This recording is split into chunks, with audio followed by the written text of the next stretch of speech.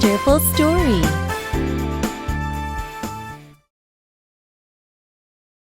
Chapitre 1. La création. Dieu, le créateur du monde.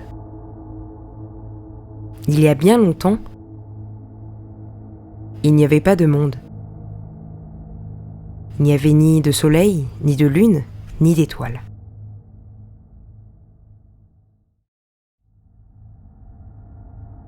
Un jour, Dieu dit : « Je vais créer le monde. » Et Dieu crée le monde.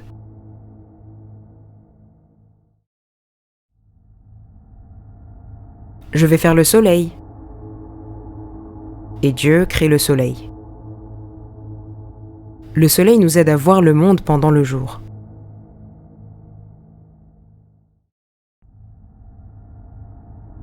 Je vais faire une lune. La lune nous aide à voir le monde même quand il fait nuit.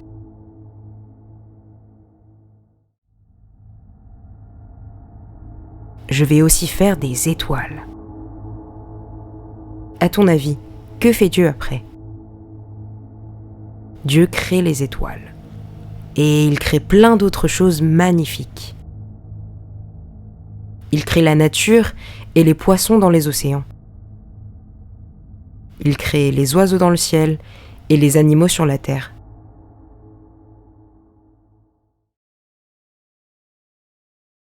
Dieu crée aussi l'homme et la femme. Il les appelle Adam et Ève. Il les crée à son image. À la fin, Dieu regarde ce qu'il a fait. Dieu aime ce qu'il voit. Après la création du monde, il se repose le 7e jour. Sais-tu à quel point Dieu aime le monde ? Sais-tu à quel point Dieu nous aime, toi et moi ?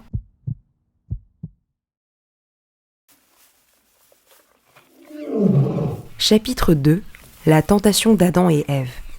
Une histoire qui tourne mal. Dieu ne veut pas qu'Adam soit seul. Il décide de lui créer une femme. Il crée Ève de la côte d'Adam.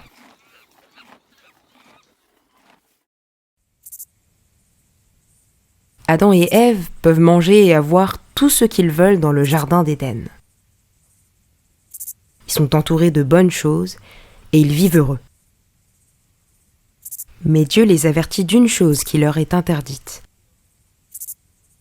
Ne touchez pas à l'arbre de la connaissance du bien et du mal au milieu du jardin. Si vous en mangez, vous en mourrez.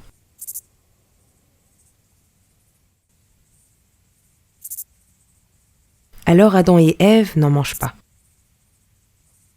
Puis un jour, Satan s'approche d'Ève. Il dit : « Ça a l'air délicieux, n'est-ce pas ? Goûte-le, il te rendra intelligente comme Dieu. »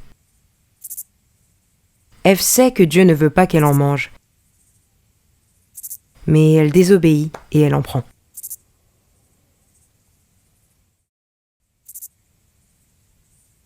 Elle en donne à Adam aussi. Alors Adam et Ève comprennent qu'ils ont fait une énorme bêtise.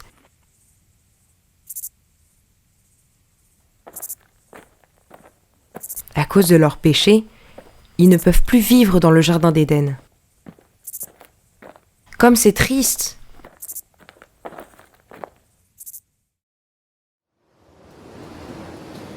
Adam et Ève regrettent et sont malheureux. On aurait dû obéir à Dieu, se disent-ils entre eux. Pour nous aussi, il est bon de vivre selon la parole de Dieu.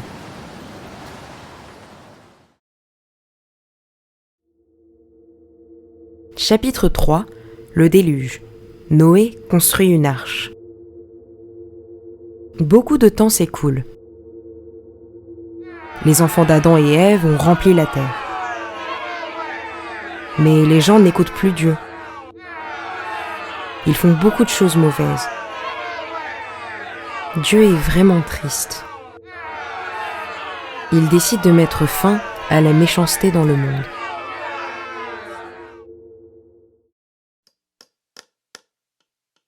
Mais Dieu se montre bon pour Noé.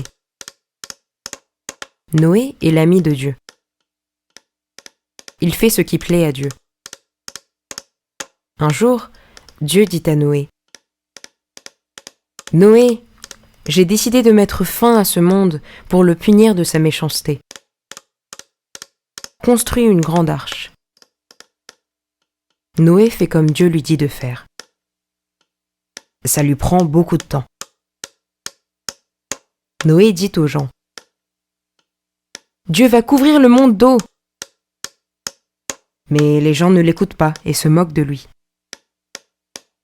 Noé est fou.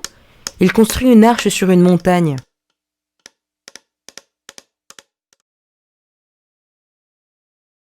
Mais Noé continue à construire l'arche. Quand l'arche est finie, Noé y fait entrer tous les animaux selon leur espèce. Puis, il y monte avec sa famille.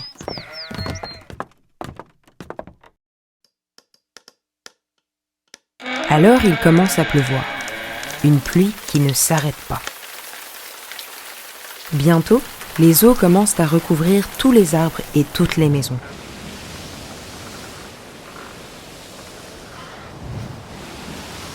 Les eaux continuent de monter. Il n'y a bientôt plus personne. Mais Noé et sa famille sont en sécurité dans l'arche. Dieu prend soin de Noé, qui lui a obéi avec foi.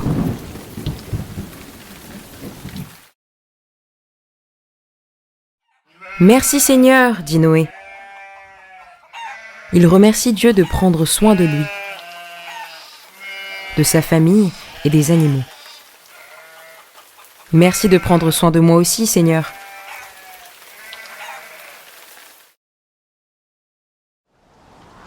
Chapitre 4.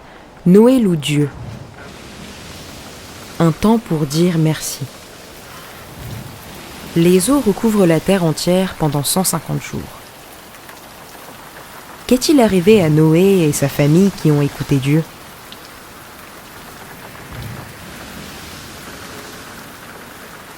Le déluge a englouti toute la méchanceté dans le monde. Mais Noé et sa famille sont en sécurité parce que Dieu est avec eux.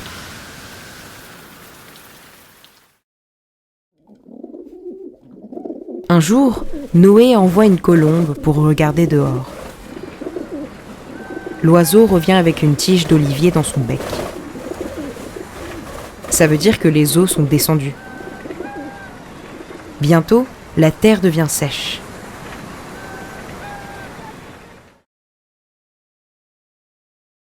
Tout le monde sort de l'arche.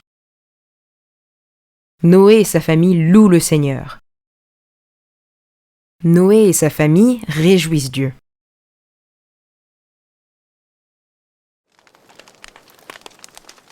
Dieu leur montre un arc-en-ciel. Il dit : « Vous reverrez l'arc-en-ciel. C'est ma promesse que je ne détruirai plus le monde par les eaux. »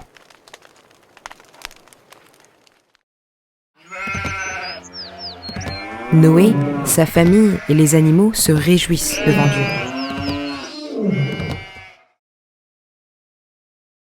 Chapitre 5. Le sacrifice d'Isaac. Abraham obéit à Dieu. Après le déluge, beaucoup d'années passent. Les gens oublient encore Dieu. Dieu appelle Abraham qui vit à Haran. « Quitte ta maison et va dans le pays de Canaan. Suis-moi, et je ferai de toi le père d'un grand peuple. » Comment est-ce possible ? Sarah, la femme d'Abraham, est trop vieille pour avoir des enfants.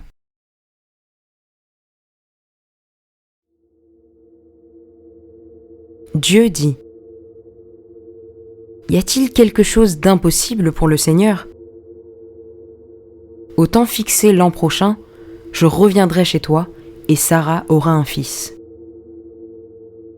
Alors, quand Abraham a 100 ans, Dieu lui donne un fils nommé Isaac.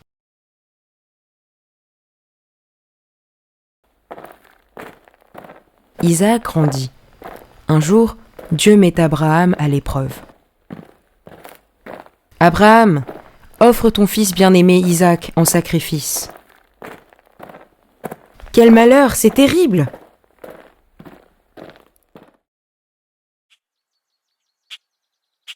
Ça veut dire qu'Isaac doit mourir? Abraham est vraiment triste. Mais Abraham décide d'obéir parce qu'il fait confiance à Dieu.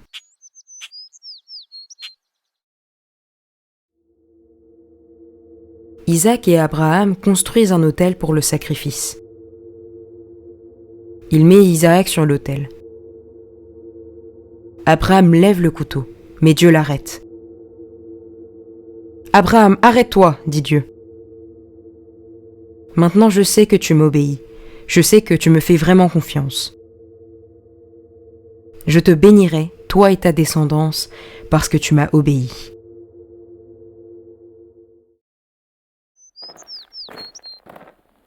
Abraham sacrifie un agneau que Dieu lui a préparé. Il loue Dieu avec gratitude et avec joie. Il est vraiment heureux. Il rentre à la maison avec Isaac. Es-tu content qu'Abraham ait obéi à Dieu?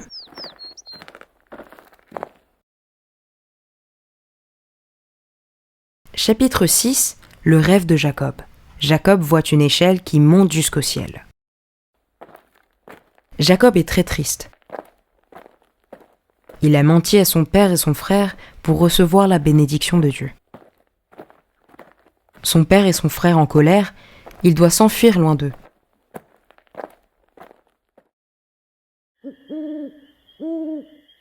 Jacob marche toute la journée. La nuit tombe. Jacob est assez loin de chez lui maintenant. Enfin, il s'arrête de marcher. Il se couche pour dormir.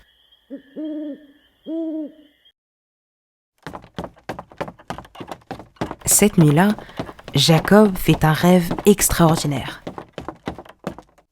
Il voit une grande échelle qui monte jusqu'au ciel. Cette échelle va jusqu'au royaume des cieux.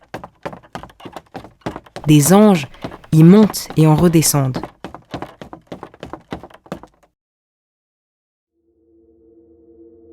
Alors Dieu parle à Jacob.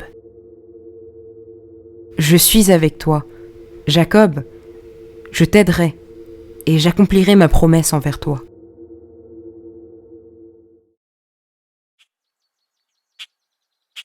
Jacob sort de son sommeil. Il s'assoit. Il dit « Dieu est ici même, et je ne savais pas. Partout où j'irai, Dieu sera avec moi. »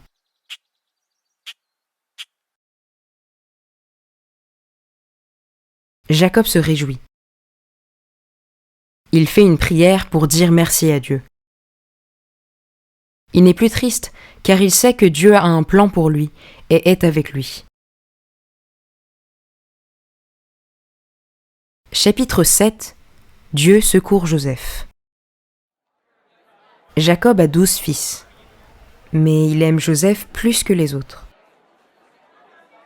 Il lui donne toujours les plus beaux habits et la meilleure nourriture. Une nuit, Joseph fait un rêve. Il rêve qu'il devient un chef qui dirige ses frères. Tout fier, il le raconte à son père et ses frères. Alors ses frères le détestent encore plus.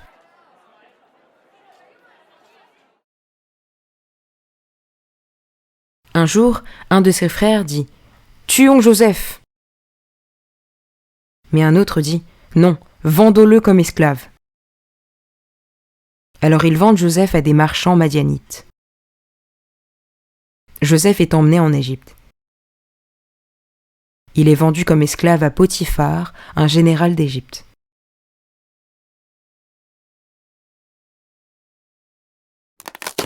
Joseph travaille dur chez Potiphar. Alors que c'est un esclave que personne n'estime, Dieu prend soin de lui. Grâce à Joseph, Dieu bénit aussi la maison de Potiphar. Mais un jour, quelque chose de grave arrive.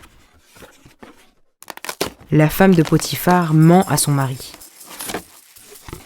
Elle dit « Joseph a essayé de m'attaquer !» Furieux, Potiphar met Joseph en prison.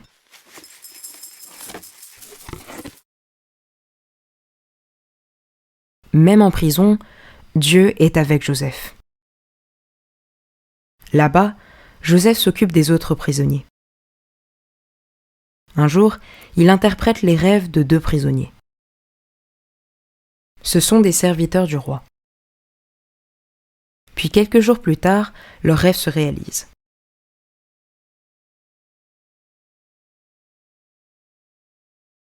Une nuit, le roi d'Égypte fait 2 rêves étranges. Dans un rêve, 7 vaches maigres avalent 7 grosses vaches. Dans l'autre, 7 épis secs avalent 7 gros épis.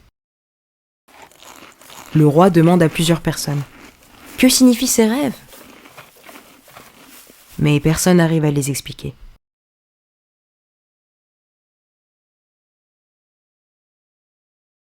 Alors, un des anciens prisonniers du roi se rappelle de Joseph. Il était en prison avec lui. Joseph peut interpréter les rêves. Le roi demande à le voir, et Joseph lui explique. Il y aura 7 années d'abondance et 7 années de famine. Pendant les 7 bonnes années, tu devras préparer des réserves pour les années de famine qui suivront.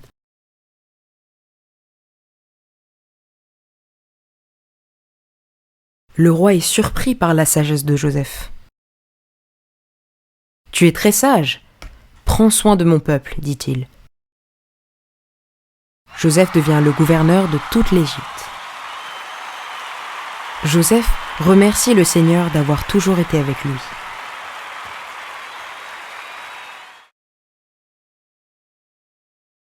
Chapitre 8. Joseph pardonne à ses frères. Les frères de Joseph ont été méchants avec lui. Ils lui ont fait du mal. À cause d'eux, Joseph a eu des moments très durs en Égypte. Mais Dieu a toujours pris soin de Joseph. Il lui a donné la sagesse de comprendre le rêve du roi. Alors le roi a fait de lui le plus haut chef d'Égypte.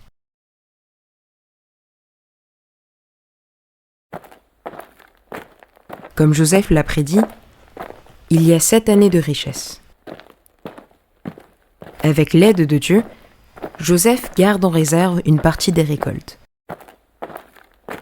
Après, 7 années de famine commencent. Mais il reste encore plein de nourriture en Égypte.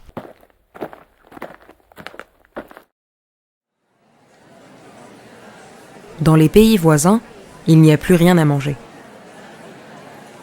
Chez les frères de Joseph non plus. Alors ses frères viennent acheter de la nourriture au palais d'Égypte. Ils ne savent pas que Joseph est le grand chef d'Égypte. Joseph reconnaît ses frères. Il dit « Vous êtes des espions. Vous voulez savoir si nous avons beaucoup de nourriture. »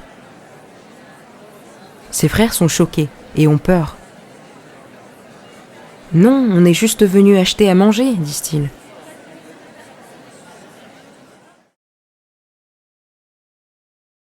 Joseph veut savoir si ses frères se détestent toujours. « Revenez avec votre plus jeune frère. »« Prouvez-moi que vous n'êtes pas des espions, » dit Joseph. Joseph remarque que ses frères essaient de protéger Benjamin, le plus jeune frère. Il leur donne assez de nourriture et les laisse repartir chez eux.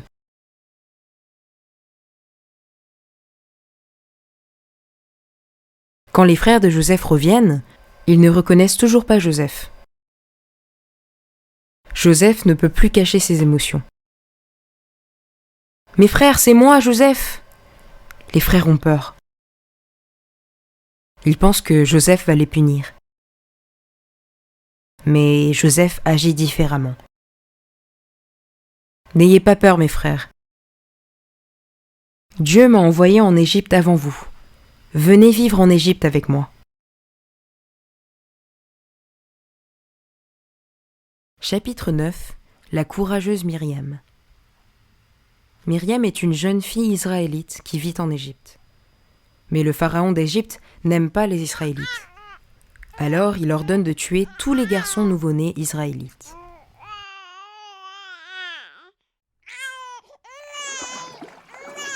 La mère de Myriam vient d'avoir un magnifique petit garçon. Elle décide d'élever son bébé en cachette. L'enfant grandit et elle ne peut plus le cacher. Elle le met dans un panier et le pose dans la rivière.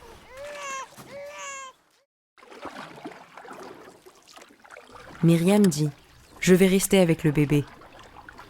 Myriam est une fille courageuse. Elle suit le panier en cachette.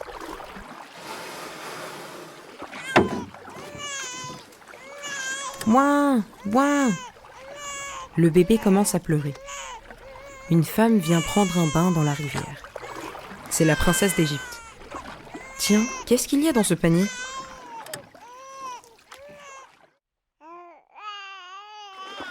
Elle est surprise de voir l'enfant à l'intérieur. J'élèverai ce joli petit enfant moi-même. Je l'appellerai Moïse, car je l'ai sauvé des eaux. Moïse signifie « enfant sauvé des eaux ». J'ai besoin d'une nourrice, s'inquiète la princesse.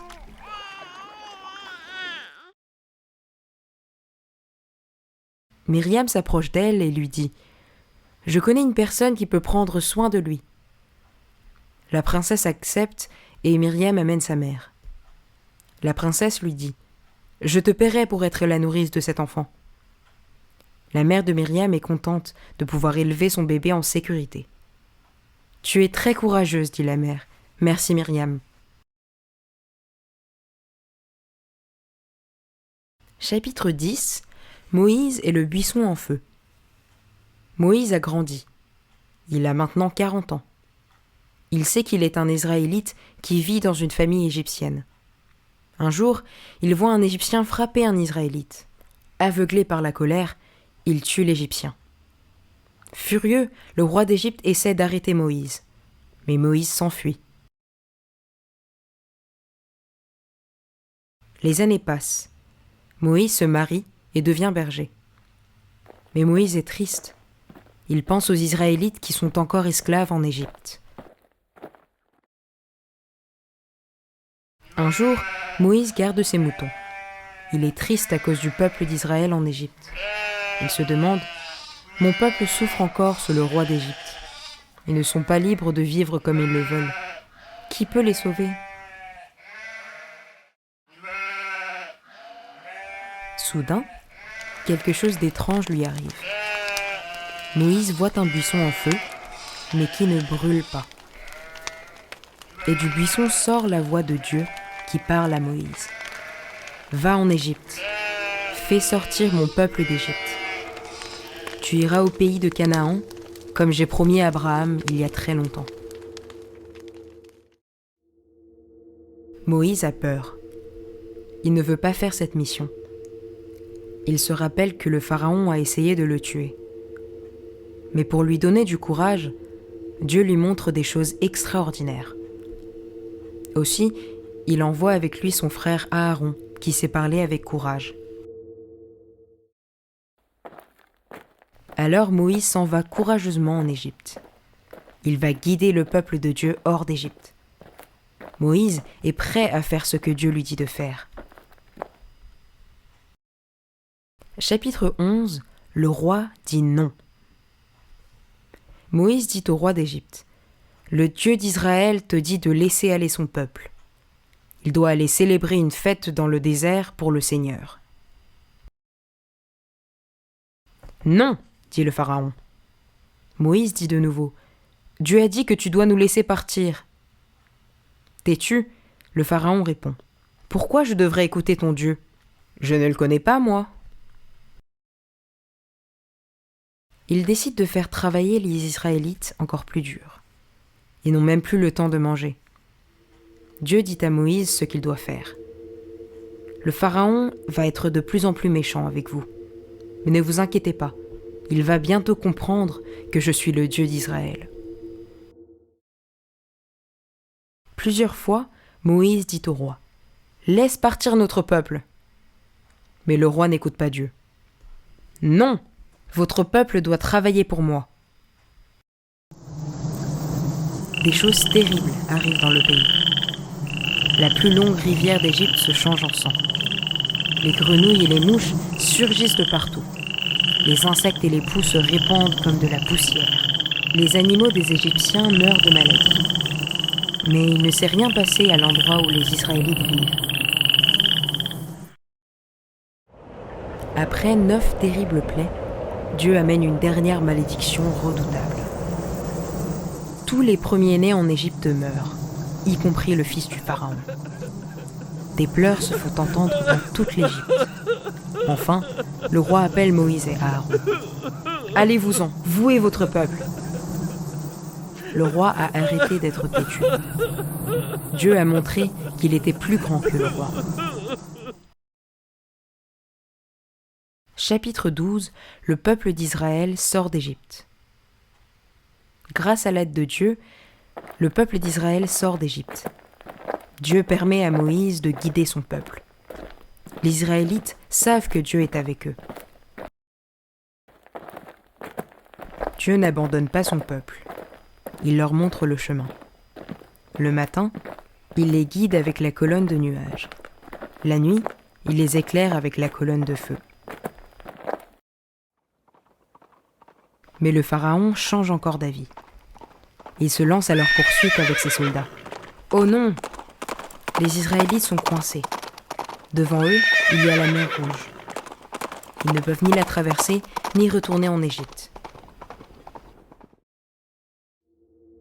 Moïse dit : « N'ayez pas peur, notre Dieu va nous sauver. » Dieu dit à Moïse : « Étends ton bâton sur la mer. » La colonne de nuages se place entre les Israélites et l'armée du Pharaon. Quand Moïse lève le bâton, un chemin se crée au milieu de la mer. Les Israélites suivent ce chemin et traversent la mer Rouge. Le Pharaon et son armée les suivent. Après que tous soient arrivés, Moïse lève son bâton une deuxième fois. La mer se referme et avale l'armée égyptienne tout entière. Dieu est avec les Israélites. Le peuple de Dieu est maintenant libre. Il n'est plus esclave. Moïse et les Israélites chantent et dansent. Ils louent Dieu d'un cœur joyeux. Chapitre 13. La nourriture descendue du ciel. « J'ai soif, dit une petite fille. Son père répond : Oui, moi aussi, mais on n'a pas d'eau. Les Israélites ont soif. Ils marchent dans le désert depuis longtemps. Ils se plaignent auprès de Moïse. Ils continuent d'avancer, et ils arrivent à Mara. « De l'eau ! Il y a de l'eau ici !» Tout le monde crie de joie et court vers l'eau. Mais ils se fâchent. « Berk !» Ils ne peuvent pas en boire, l'eau est trop amère. Dieu dit à Moïse : « Jette ce morceau de bois dans l'eau. » « Oui, Seigneur. » Moïse fait ce que Dieu dit. Que se passe-t-il donc ? Quel miracle ! L'eau est devenue douce. Les gens s'émerveillent du miracle de Dieu et boivent l'eau. « J'ai faim, dit un petit garçon. Sa mère lui dit : « On a tous faim, mais il n'y a rien à manger. » Les Israélites viennent encore se plaindre à Moïse. « On va tous mourir de faim !» Alors Moïse prie encore Dieu. Il dit : « Dieu va nous nourrir. » Alors, tous les matins, Dieu fait pleuvoir de la nourriture du ciel. Le peuple appelle cette nourriture la manne. Ils ne savent pas ce que c'est, mais ça a le goût d'un gâteau au miel. Ils ne peuvent pas travailler la terre, mais Dieu leur donne toujours de quoi manger à leur faim. Chapitre 14. Les bons commandements de Dieu. Les Israélites disent : « Vous avez entendu ? C'est le bruit du tonnerre. Non, c'est un éclair. » Dieu aide Moïse à guider le peuple jusqu'au mont Sinaï. Les Israélites sont effrayés quand ils entendent le bruit du tonnerre sur la montagne. Mais Moïse est parmi eux. Dieu dit à Moïse de venir sur le sommet de la montagne. Moïse veut entendre ce que Dieu veut lui dire. Il confie le peuple d'Israël à son frère Aaron pendant qu'il s'en va sur la montagne de Dieu. Dieu parle à Moïse sur le mont Sinaï. Il donne à Moïse une tablette où sont écrits ses bons commandements. Le peuple de Dieu doit obéir à ses commandements. Ce sont les 10 commandements de Dieu. Numéro 1. Dieu est le seul véritable Dieu. Numéro 2. Ne fabrique pas d'idoles et ne les loue pas. Numéro 3. Ne te sers pas du nom de Dieu pour des choses mauvaises. Numéro 4. Prends le jour de repos pour adorer Dieu. Numéro 5. Aime et écoute tes parents. Numéro 6. Ne tue personne. Numéro 7. Mari et femme doivent s'aimer et être fidèles l'un à l'autre. Numéro 8. Ne vole pas. Numéro 9. Ne dis pas de mensonges. Numéro 10. N'envie pas ce qui appartient à un autre. Dieu promet de protéger son peuple s'il obéit à ses commandements. Nous aussi, nous devons obéir à ses commandements, car ses paroles ne changeront jamais. Chapitre 15. Le veau d'or et les Israélites. Moïse demande aux Israélites : « Voulez-vous suivre les commandements de Dieu, celui qui nous a sauvés d'Égypte ?» Les Israélites répondent : « Oui, on veut suivre Dieu. » Moïse gravit encore le mont Sinaï pour parler avec Dieu. Il y reste longtemps. Alors les Israélites commencent à chuchoter entre eux. Moïse ne reviendra peut-être pas. On a besoin d'un autre Dieu pour nous protéger. Ils rassemblent de l'or pour fabriquer la statue d'un veau. Ce veau va nous protéger, disent-ils. Maintenant, c'est lui notre Dieu. Les Israélites désobéissent à Dieu. Ils rendent Dieu très triste. Puis, Moïse revient de la montagne. En voyant la situation, il se met en colère et dit : « Ceux qui veulent faire plaisir à Dieu, approchez. » Quelques-uns viennent à Moïse, car ils veulent plaire à Dieu. Mais les autres ne bougent pas. À ton avis, qu'arrive-t-il aux hommes qui ne s'approchent pas ce jour-là ? Tous perdent leur vie, car ils n'ont pas écouté Dieu. C'est un jour très triste. Après ça, les Israélites commencent à écouter Dieu et à lui obéir de tout leur cœur. Chapitre 16. La repentance. Le peuple de Dieu lui demande pardon. Les Israélites se révoltent contre Moïse. « Pourquoi tu nous as amenés ici ? On va tous mourir dans le désert. On ne veut plus de la manne. Dieu ne nous vient plus en aide. » Moïse est triste quand il entend ça. Dieu l'a aidé à amener les Israélites jusqu'ici. Il les a bien nourris. Mais ils ne sont pas satisfaits. Ils veulent un meilleur endroit pour vivre. Ils ne veulent pas obéir à la parole de Dieu et en veulent à Dieu et à Moïse. Ils ont oublié leur vie malheureuse en Égypte. Les plaintes et l'ingratitude des Israélites rendent Dieu vraiment triste. Alors il décide de ne pas les protéger. Un jour, des serpents vénéneux apparaissent. « Courez !» crient les gens, mais aucun ne peut y échapper.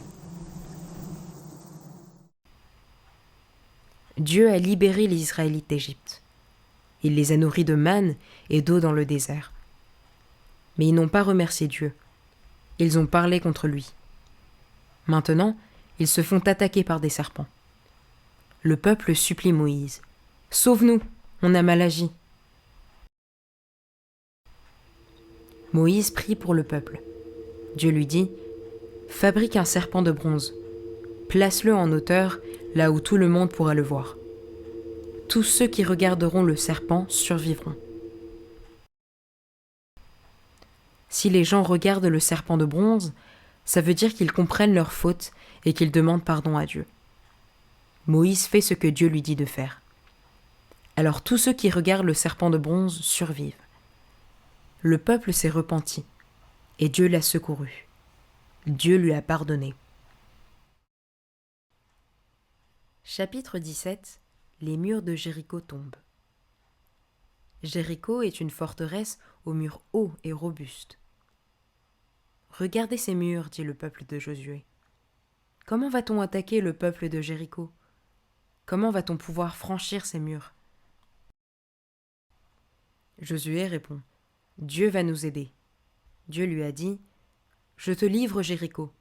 Toi et tes soldats, faites le tour de la ville pendant 6 jours. Le 7e jour, faites le tour 7 fois. Puis, faites sonner les trompettes et criez de toutes vos forces. Maintenant, allons détruire les murs de Jéricho à la manière de Dieu.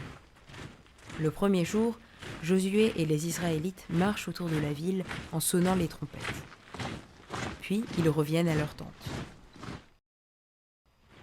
Mais que font-ils? Le peuple de Jéricho est effrayé par Israël. Mais il est curieux. Pourquoi ne nous attaque-t-il pas? Le lendemain, il marche à nouveau autour de Jéricho. Il répète la même chose les jours suivants. Le 7e jour arrive. Josué et les Israélites font le tour de la ville, 1, 2, 3, 4, 5, 6 et 7 fois. Puis ils s'arrêtent. Que va-t-il se passer? Les trompettes sonnent fort. Alors les Israélites poussent tous ensemble un grand cri.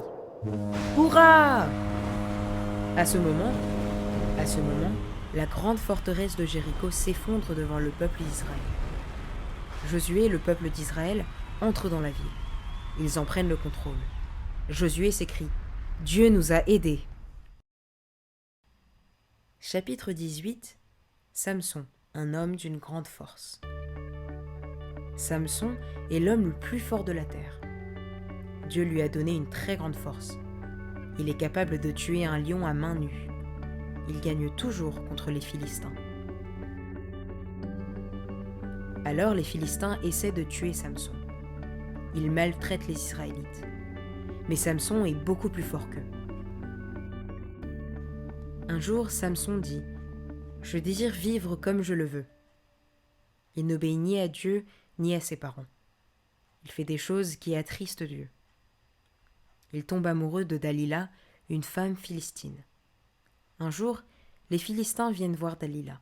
« Si tu découvres d'où vient la force de Samson, on te donnera beaucoup d'argent. » Jour et nuit, Dalila demande à Samson de lui dire la vérité. À bout, Samson lui révèle son secret. « Ma force vient de mes longs cheveux. » Alors, Dalila coupe les longs cheveux de Samson pendant son sommeil et prévient les Philistins. Quand Samson se réveille, sa force a disparu. Et maintenant, Samson est faible. Il regrette de ne pas avoir écouté Dieu. Les Philistins le mettent en prison. Ils lui font perdre la vue et le font travailler dur. Ils se moquent de lui et le maltraitent. Un jour, les Philistins se rassemblent dans leur temple pour fêter leur victoire sur Samson. Ils amènent Samson pour rire de lui. « Hé Samson, coupe les cordes qui t'attachent, ha ha ha !» Samson se repent et prie. « Seigneur, donne-moi ta force une dernière fois. Permets-moi de me venger de ces Philistins. Ils sont cruels envers les Israélites. » À ce moment, Dieu lui redonne de la force. Samson pousse de toutes ses forces les 2 colonnes qui soutiennent le temple. Le temple s'effondre avec tout le monde à l'intérieur.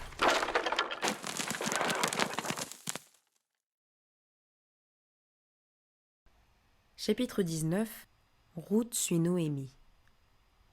Il y a longtemps, à cause de la famine à Bethléem en Israël, Noémie est partie vivre à Moab avec son mari et ses 2 fils. À présent, Noémie est vieille.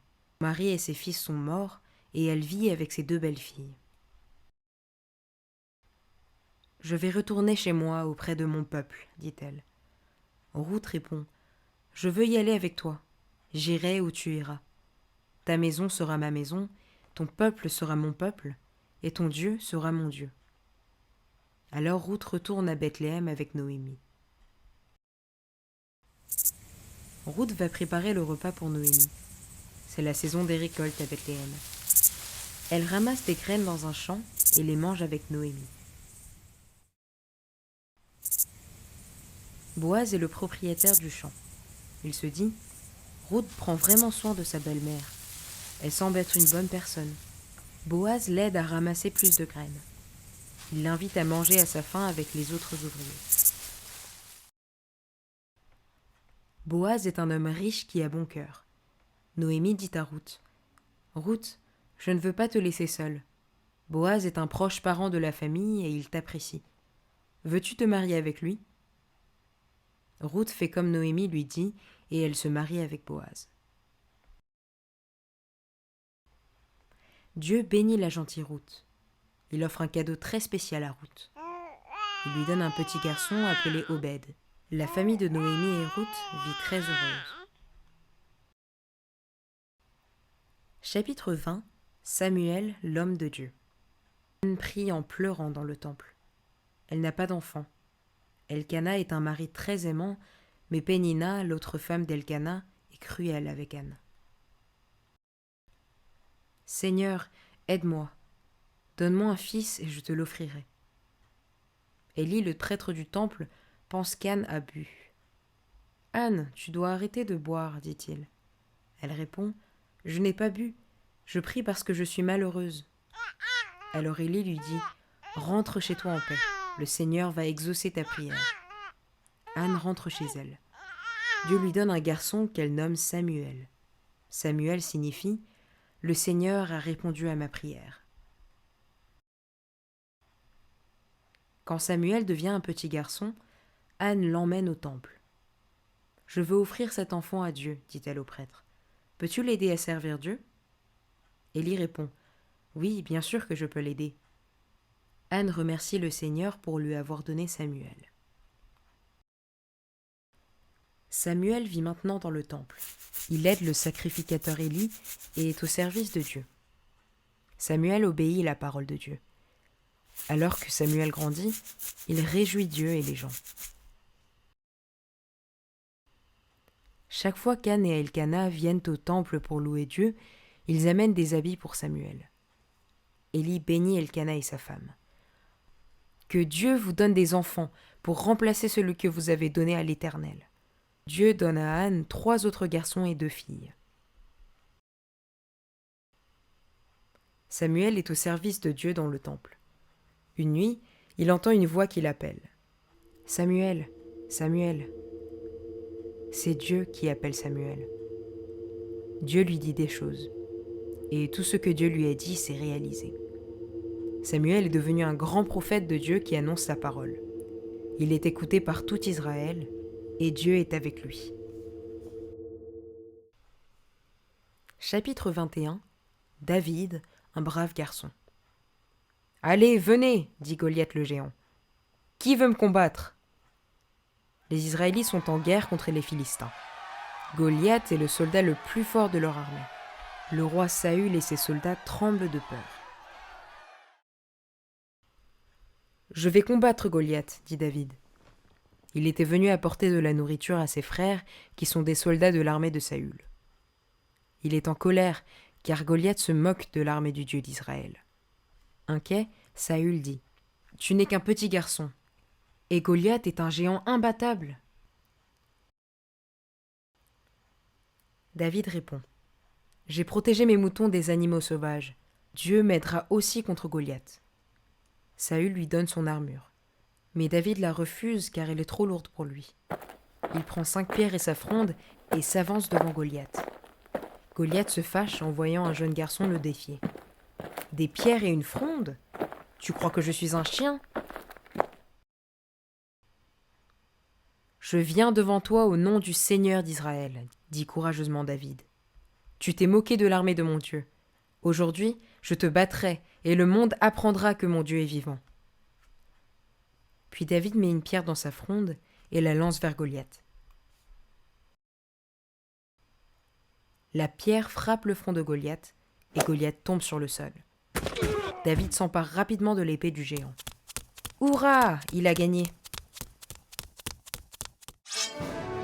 Tu es très courageux, David, dit le roi Saül. David a fait preuve de courage. Les gens l'acclament. Mais David sait que c'est Dieu qui l'a aidé. Chapitre 22. David et Jonathan, deux très bons amis. Le roi Saül a vu David vaincre l'armée philistine. Il a appris que David est un jeune garçon courageux qui aime Dieu. Jonathan est un jeune homme extraordinaire qui aime Dieu aussi. C'est le fils de Saül. Le prince Jonathan s'attache à David. Il finit par l'aimer autant que lui-même. Il promet d'être un véritable ami à David. Jonathan a plein de merveilleux objets. Il veut offrir à David sa meilleure épée. Il lui donne aussi son arc et ses flèches. Il lui offre une belle veste. Voilà comment tout le monde saura que tu es mon ami, dit Jonathan. Merci pour tes cadeaux, dit David. Je remercie Dieu pour avoir un ami comme toi. David devient un grand général d'Israël. Il sort vainqueur de toutes les batailles qu'il fait. Le peuple d'Israël acclame David. Le roi Saül a battu 1000 adversaires, mais David en a battu 10 000. Saül devient jaloux. Il cherche à tuer David. Mais Jonathan aide son ami à échapper au roi. Chapitre 23. La sagesse du roi Salomon. Hurrah! Vive le roi Salomon! Crie le peuple. Salomon, le fils de David, est le nouveau roi d'Israël. Salomon aime Dieu. Il obéit au commandement de son père David. Il loue le Seigneur en sacrifiant plus de 1000 animaux à Gabaon. Dieu lui parle dans son rêve. Demande tout ce que tu veux, Salomon, je te le donnerai. Salomon répond, j'ai besoin de sagesse pour gouverner mon peuple. Cela fait plaisir à Dieu. Car Salomon ne demande ni la richesse, ni une longue vie, mais demande de la sagesse. Dieu lui dit, je te donnerai de la sagesse, mais je te rendrai riche aussi. Et si tu suis mes commandements, je te donnerai une longue vie. Dieu lui a donné en plus des bénédictions que Salomon n'a pas demandées. Un jour, deux jeunes mères viennent voir Salomon. « Ce bébé est le mien, dit l'une d'elles. « Non, c'est mon bébé, rétorque l'autre. Nous vivons sous le même toit, et chacune de nous a eu un bébé. Cette nuit, un des bébés est mort, et cette femme a échangé les bébés. » Les deux mères se mettent à se disputer. Salomon dit « Apportez-moi une épée. » Les serviteurs sont confus, mais apportent une épée. Alors le roi ordonne « Coupez l'enfant en deux et donnez une moitié à chaque femme. »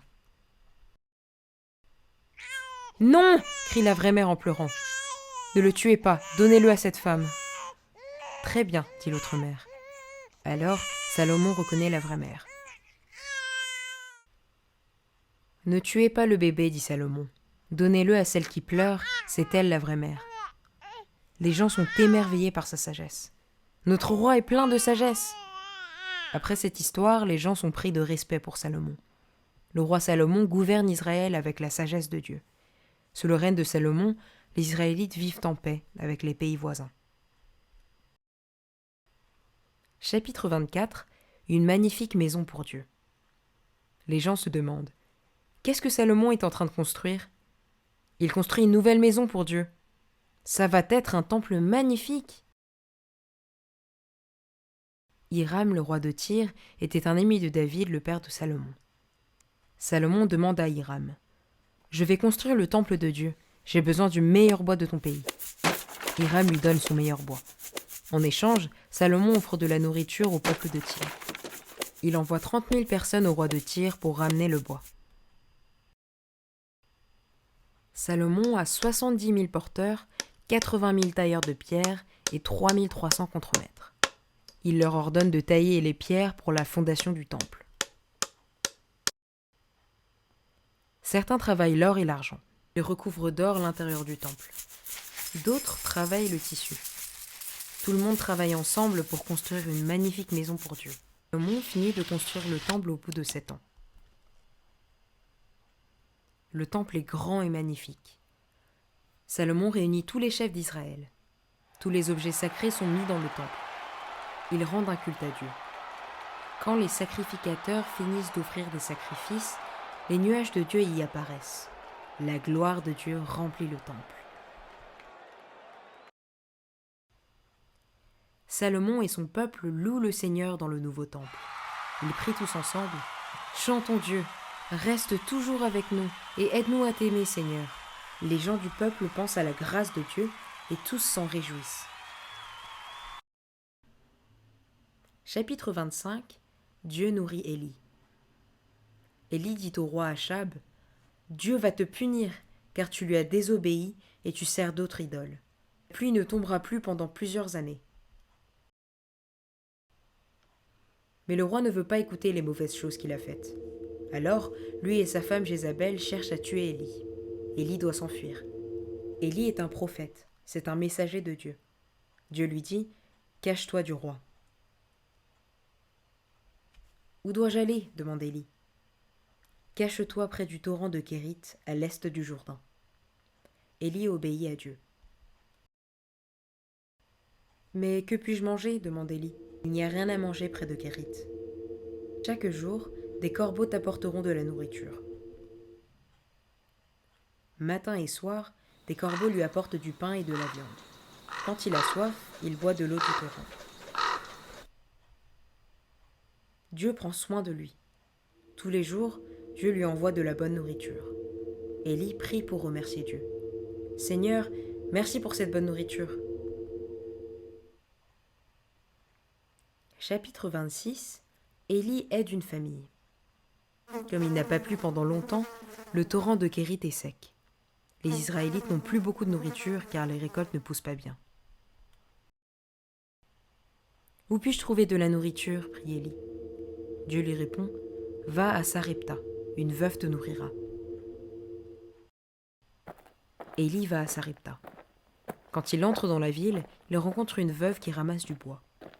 Élie s'approche et lui demande, « Puis-je avoir de l'eau et du pain ?» La veuve dit, « Mon fils et moi avons juste assez de farine et d'huile pour un dernier repas. » Élie répond, « Ne t'inquiète pas, tu pourras préparer ton repas. Mais d'abord, apporte-moi du pain. Ensuite, tu pourras cuisiner un repas pour toi et ton fils. » Dieu a dit que la farine ne manquera pas dans le pot, et l'huile ne diminuera pas dans la cruche jusqu'à que la pluie tombe. Alors la veuve fait ce qu'Élie lui dit de faire. Les jours suivants aussi, Élie, la veuve et son fils ont suffisamment de quoi manger. Il se passe exactement ce qu'a dit Dieu à travers Élie. La veuve est reconnaissante envers Élie car ils ont pu manger à leur faim. Aussi remercie la femme pour avoir partagé son bon repas. Chapitre 27. Une chambre pour Élisée. Élisée visite souvent la ville de Sounem. Une femme qui vit là-bas l'invite chez elle. « S'il te plaît, viens manger chez nous quand tu passes près de notre maison. Je sais que tu travailles pour Dieu, on veut t'aider. » Élisée est un prophète qui annonce la parole de Dieu. La femme de Sounem et son mari veulent l'aider. Ils l'invitent à dîner. Cela fait plaisir à Élisée de partager un bon repas avec eux, car il sait qu'ils aiment Dieu comme lui.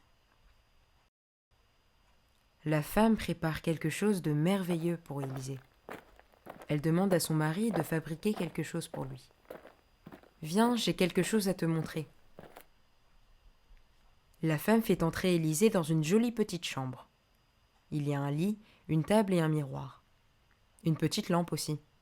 La femme dit, « On a préparé cette chambre juste pour toi. Quand tu viens à Sounem, tu peux te reposer ici. » Élisée se réjouit quand il voit la chambre. C'est une petite chambre chaleureuse. Élisée dit, « Merci d'avoir préparé cette chambre avec soin pour moi. » La femme répond, « On est fiers que tu travailles pour Dieu, et on est heureux de pouvoir t'aider. » Chapitre 28. Naaman rencontre Dieu. Naaman est le chef de l'armée du roi de Syrie. C'est un brave soldat, mais il a attrapé la lèpre, une terrible maladie de peau. Une de ses servantes israélites lui dit, « Va voir le prophète Élisée en Israël, il pourra te guérir. » Alors Naaman va voir Élisée avec beaucoup de cadeaux. Il apporte aussi une lettre de son roi pour le roi d'Israël. Il arrive devant chez Élisée sur son char.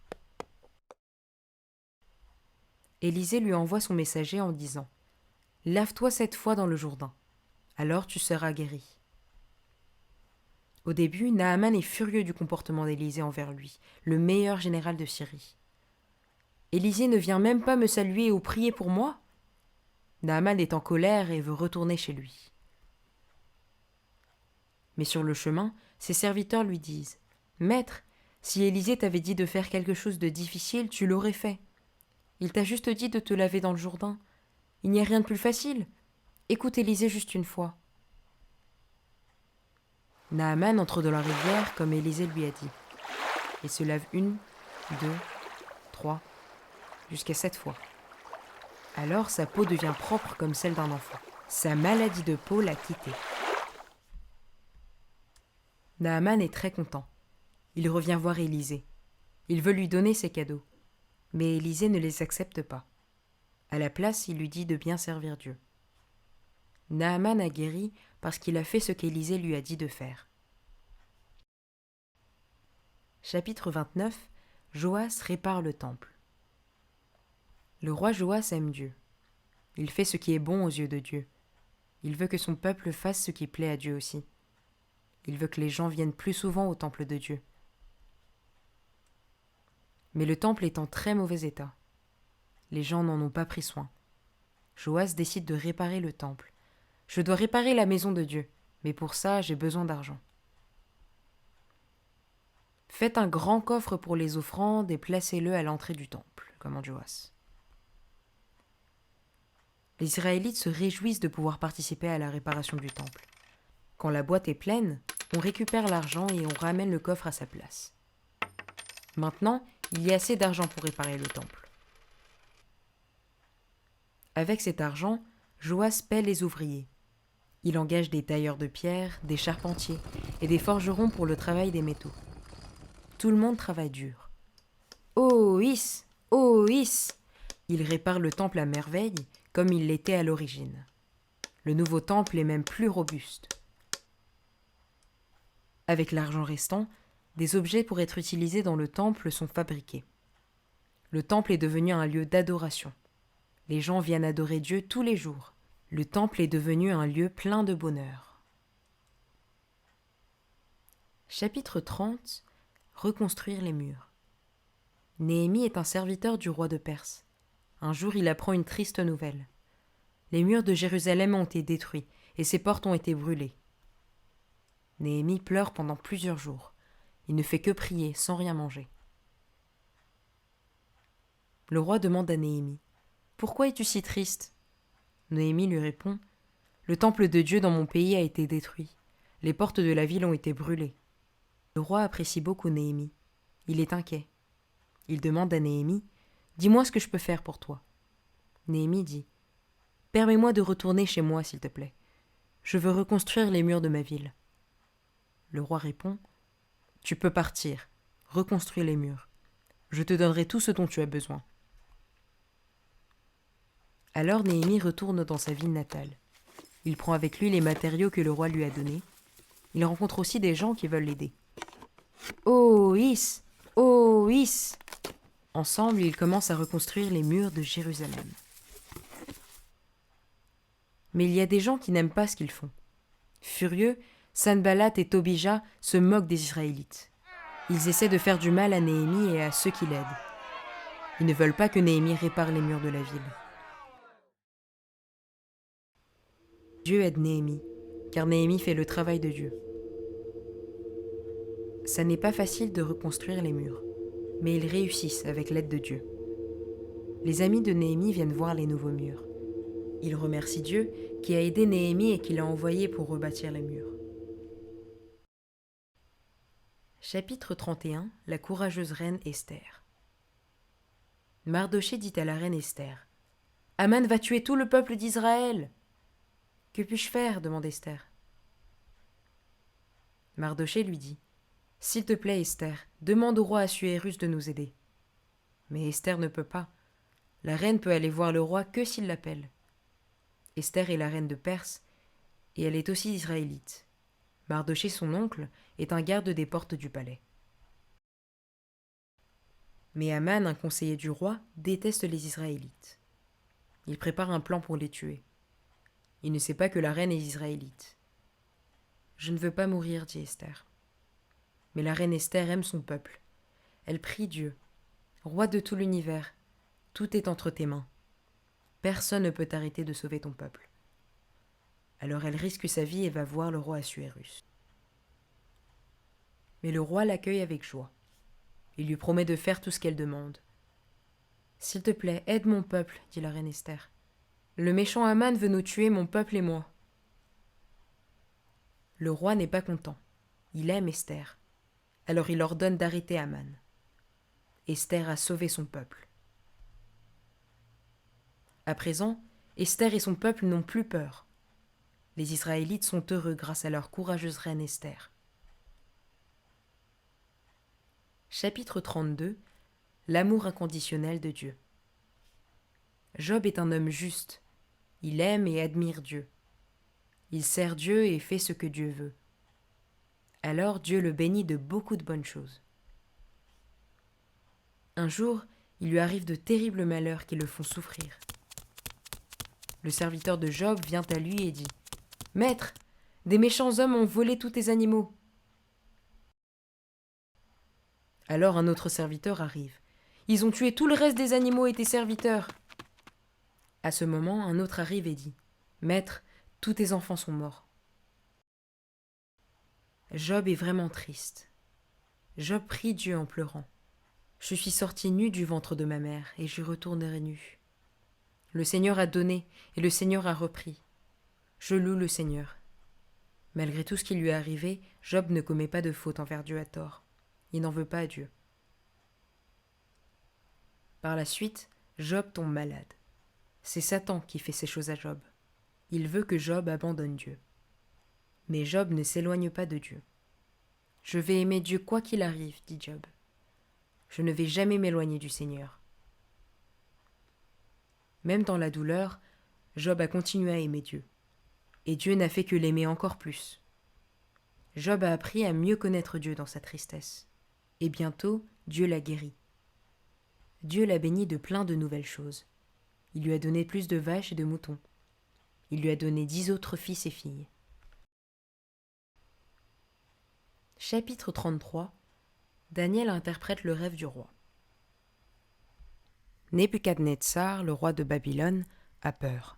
« J'ai fait un rêve, dit le roi, mais je n'en comprends pas la signification. » Le roi fait rassembler des gens capables d'interpréter son rêve. Mais aucun d'entre eux ne réussit à l'interpréter. Furieux, le roi menace les sages. « Personne ne sortira sain et sauf si je ne comprends pas le sens de mon rêve. » Tout le monde tremble de peur. Seul Daniel, un homme de Dieu, dit au roi « Je vais interpréter ton rêve. » Après ça, Daniel parle du rêve du roi à Dieu. De quoi le roi a bien pu rêver? Et qu'est-ce que ça voudrait dire? Il prie Dieu. « Seigneur, donne-moi de la sagesse. » Alors Dieu lui révèle le sens du rêve. « Merci Seigneur. » Daniel raconte au roi son mystérieux rêve. Personne d'autre n'a été capable d'en parler. Le roi est content d'apprendre le sens de son rêve. Il dit à Daniel « En vérité, ton Dieu est le plus grand, le Seigneur des rois, et lui seul peut révéler les mystères. » Il est surpris par la sagesse de Daniel. Il lui donne beaucoup de cadeaux. Il le place à la tête de Babylone et il fait de lui le maître de tous les sages. Daniel, lui, remercie son Dieu qui l'a aidé. Les hommes du roi Darius disent « Le roi Darius va donner une position importante à Daniel. Il faut l'en empêcher. » Chapitre 34. Dieu secourt Daniel. Daniel est un des chefs de Babylone. Daniel travaille loyalement. Alors le roi veut faire de lui le plus grand dirigeant du pays. Mais les autres chefs du roi n'aiment pas ça. Ils veulent piéger Daniel, mais ne trouvent rien pour l'accuser. Alors ils font créer une mauvaise loi au roi. La loi dit que tout le monde doit louer et adorer le roi uniquement. Si quelqu'un désobéit, il sera jeté au lion. Ces méchants chefs savent que Daniel prie Dieu. Daniel connaît la nouvelle loi, mais il continue de prier et louer Dieu comme à son habitude, la fenêtre ouverte. Les méchants chefs voient Daniel prier à travers la fenêtre. Alors ils s'en vont dire au roi : « Daniel a désobéi à ta loi. » Le roi est triste. Il veut sauver Daniel, mais il n'a pas le choix car c'est la loi. Il ordonne de jeter Daniel dans la fosse aux lions. Il lui dit : « Daniel, ton Dieu te délivrera. » Cette nuit-là, Darius refuse de manger et n'arrive pas à dormir. Très tôt le matin, le roi vient voir Daniel. Il crie dans la fosse : « Daniel, ton Dieu t'a-t-il aidé ?» « Oui, répond Daniel. Le Seigneur m'a envoyé ses anges, il m'a protégé des lions. Dieu m'a sauvé car il sait que je suis innocent. » Le roi Darius est vraiment content. Il ordonne à ses hommes de sortir Daniel de la fosse. Il n'a aucune blessure, car il a fait confiance à Dieu. Le roi punit les méchants. Il ordonne à tout le monde de respecter et de servir le Seigneur de Daniel, le Dieu d'Israël. Chapitre 35. Jonas apprend à écouter Dieu. Dieu envoie un grand vent sur la mer. Les vagues s'élèvent et menacent de briser le bateau. Jonas est à bord. Il est en train de prendre la fuite. Dieu lui a ordonné d'aller à Ninive pour y annoncer la parole de Dieu. Mais Jonas ne veut pas y aller. À la place, il part pour Tarsis. Les gens à bord du bateau ont peur pour leur vie. Jonas leur dit que c'est à cause de lui que ça arrive. « Jetez-moi à la mer, dit Jonas. Alors Dieu calmera la tempête. » Les gens essayent de ramer vers la terre ferme, mais en vain. Puis malgré eux, ils jettent Jonas dans la mer agitée. À ce moment, la mer se calme. Dieu envoie un grand poisson pour Jonas. « Avale Jonas !» Jonas reste dans le ventre du poisson pendant 3 jours et 3 nuits. Là-bas, il prie : « Seigneur, j'ai péché, pardonne-moi. »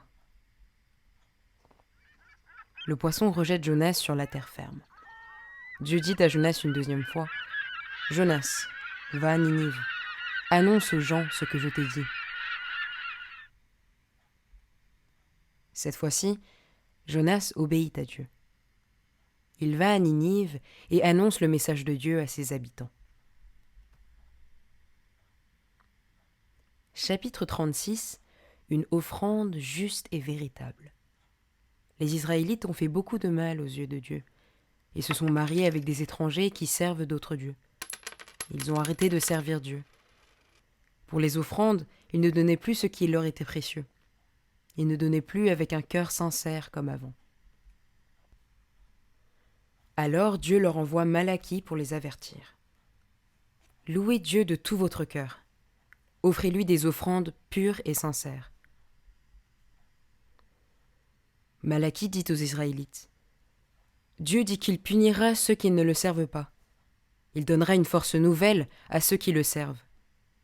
Il dit de vivre selon la parole de Dieu. Écoutez, car il va bientôt envoyer son Fils bien-aimé pour ramener son peuple devant Dieu pour toujours. »